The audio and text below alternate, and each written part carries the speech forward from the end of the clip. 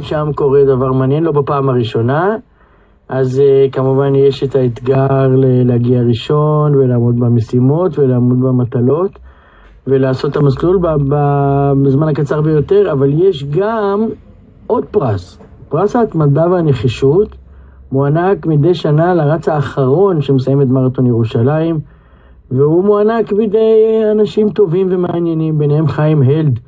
בוקר טוב חיים. בוקר טוב וברוח. זה נחמד, ספר לנו.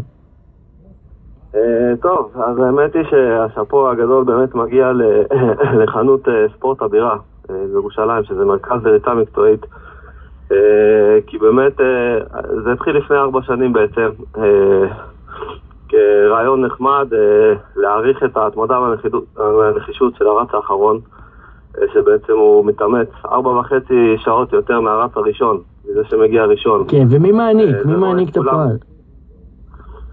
מי שמעניק את הפרס זה בעצם חנות ספורט הבירה בירושלים. לא, אני אומר בפועל, מי יזם אותו ומי עומד מאחוריו? בפועל אנחנו קבוצת חושבים בצבע, קבוצת קריאיטיב בתחום התקשורת, ובעצם מי שנותן חסות לפרס הזה זה חנות ספורט הבירה. אבל איגודים של אנשים עם מוגבלויות נטלו חסות על העניין הזה, וזה מעביר מסר מאוד חזק, אני זוכר את זה גם בשנים עברו. כן, קבוצת חושבים בצבע, שהיא הקבוצה שעומדת מאחורי הרעיון הזה, זה בעצם קבוצה של אנשים עם מוגבלות שעוסקים בתקשורת. שזה הרעיון שלנו, וחברנו לספורט הבירה שנותנים חסות לדבר הזה. ובעצם כן, כמו שאתה אומר, המסר החינוכי מאחורי זה הוא גדול מאוד. כן. אני חושב שאין חברה בעולם שמוכנה להזדהות עם המקום האחרון באיזשהו תחום ספורט. וכאן אנחנו באים ואומרים שלהיות ראשון זה לא הדבר הכי חשוב, וכל מי שיש לו רצון יכול לעשות ספורט ולחיות אורח חיים בריא, ובתוך החברה התחרותית שאנחנו חיים בה, באמת המסר הוא מסר שנותן תקווה ומסר חינוכי. אז זה נחמד, אני אהיה שם, אני את המרתון עצמו אפסיד, אבל אני אגיע להענקת הפרס.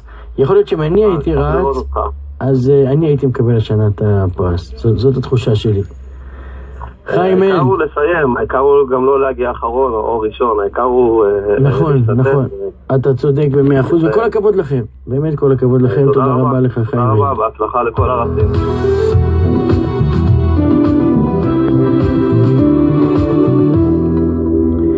הגיע הדובדבן של כל קצפות העולם, עומר בן רובי, בוקר טוב. בוקר טוב קובי יקר, מה נשמע? ברוך השם, טוב שבאת. בדיוק חשבתי על זה, איזה באסה להיות האחרון. לא, כאילו, הרי תמיד, אתה יודע, מתמטית, יש מישהו שהוא מסיים אחרון ממש, שכאילו אחריו אין כבר אף אחד אחר.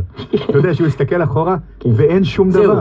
זהו, עכשיו זה 10,000, אתם אומרים, נכון? בחדשות. כן, ממש. בסוף 10,000, יש אחד שמגיע האחרון. אני רוצה לספר לך משהו. מעניין אם הוא יודע שהוא האחרון. אין שום באסה להגיע מהאחרון, ולא, ובעיקר שהצלחת לרוץ את זה. ובעיקר שאתה מקבל פרס. כשאתה עולה על במה ומקבל משהו, זה לא משנה למה, כי גם הקהל לא יודע על מה אתה מקבל.